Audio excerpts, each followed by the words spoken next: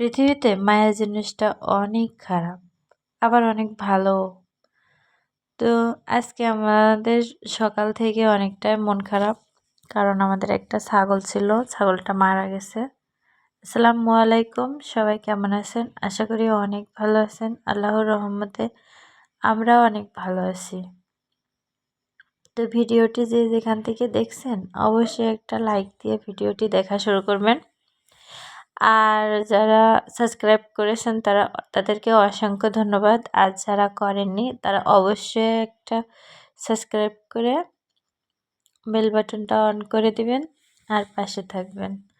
তো আমার মাছটাও শেষ, আর কিছু শুকনো বাজারও শেষ হয়ে গেছিলো, তা ওইটাই কিনে নিয়ে এসেছি। তো দিন দিন নিত্য প্রয়োজনীয় জিনিসপত্রের যে পরিমাণ দাম বাড়ছে, তো আসলে সব কিছু হাতের নাগালের বাইরে। তো যাদের মানে হাজব্যান্ড দেশের বাইরে থাকে, তো আমার মনে হয় অধিকাংশ মানুষই মানে আমার মতো সমস্যায় ভোগে, যে বিশ্বাসই করতে চায় না যে এত পরিমাণ দাম বাড়ছে। আজ থেকে 3-4 বছর আগে যে বাজারটা ছিল এখনও সেটাই ভাবে। তো যাই হোক, তারপরেও আলহামদুলিল্লাহ অনেক ভালো। তো এই যে শুকনো বাজারটা আমি করে নিয়ে এসেছি, আর সাথে আমি মাছও কিনে নিয়ে এসেছিলাম। তো এখানে আমি কিছু শিং মাছ নিয়ে এসেছি আর কিছু সিলভার মাছ নিয়ে এসেছিলাম। তো ওই বাজারের ভিতরে আমি কিন্তু তেলটা নিয়ে আসতে ভুলে গেছি। তেলটা আমি আমাদের বাজারে রেখে এসেছিলাম। তো আমাদের বাড়ির থেকে কিন্তু আমাদের বাজারটা অনেক দূর। তো আমি দোকানে ভুল করে রেখে এসেছিলাম। এখন অনেক কিছুই ভুল হয়ে যায়, যেটা হাতে থাকে তারপরেও হাতের কাছেই থাকে কিন্তু সেটা বারবার খুঁজে বেড়াই, মানে এরকম অবস্থা হয়ে গেছে।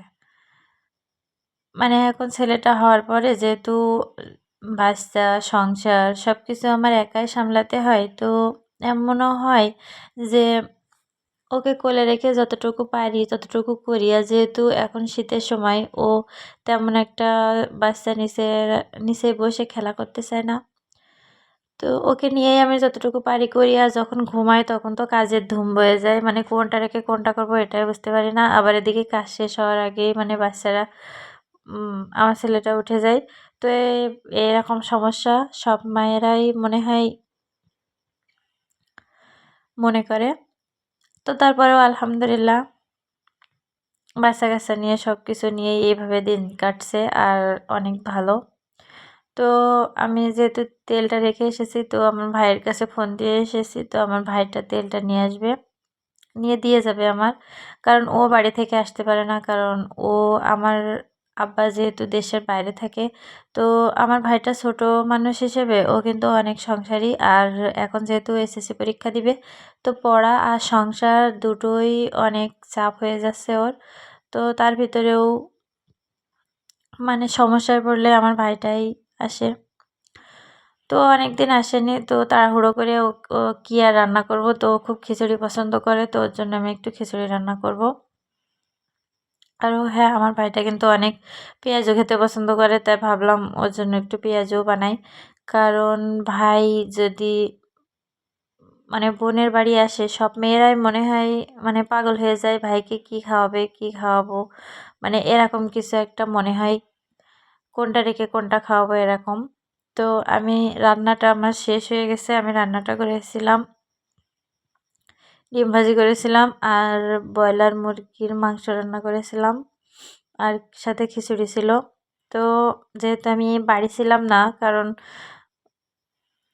আমি একদিনের জন্য বাপের বাড়ি গেছিলাম, তো বাপের বাড়ি থেকে এসে দেখি অনেক কাজ জমে গেছে, তো সেগুলো করতে করতে প্রায় দিন শেষ।